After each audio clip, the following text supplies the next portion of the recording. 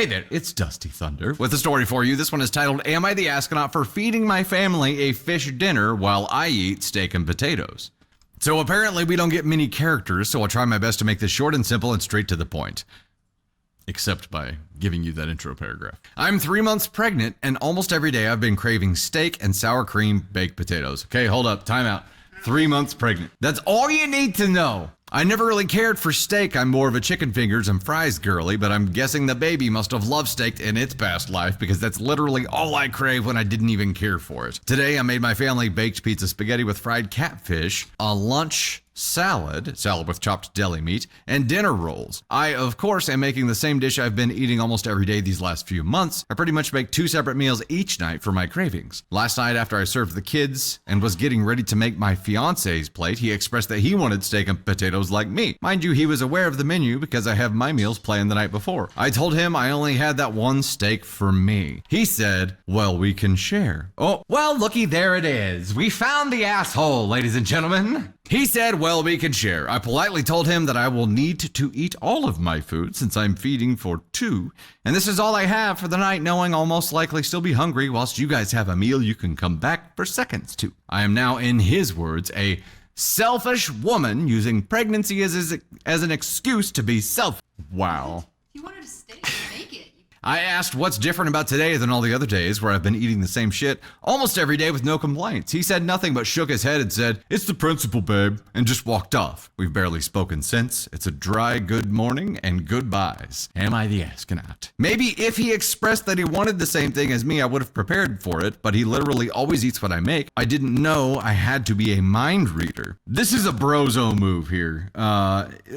You dumb douche. That's where I'm at. How dare you treat you and your pregnant wife as equals? You are 1v2 or 1v1.5, whatever. Her needs outweigh yours, okay? That's the general just basis here that you have to accept. During this phase, you cater to her, not the other way around. Also, yeah, you want steak? Cool. Let her know in advance. You're not sitting down at Logan's and ordering off the menu. This is prepared in advance. If you had a special menu request, you should have made it previously. I'm sorry. We only take reservations here. So said this, knowing, she's not going to have more steak just ready back there. I'll just eat part of hers. Ladies and gentlemen, Tater Thunder. No heat lamps. Cold tater.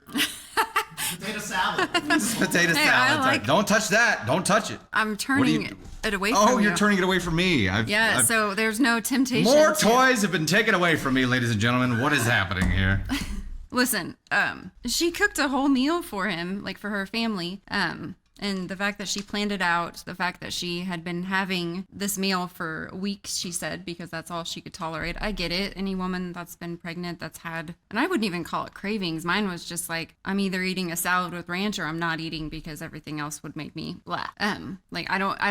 We don't get to pick what sounds good, or at least I didn't. Mine was just what didn't make me want to throw up.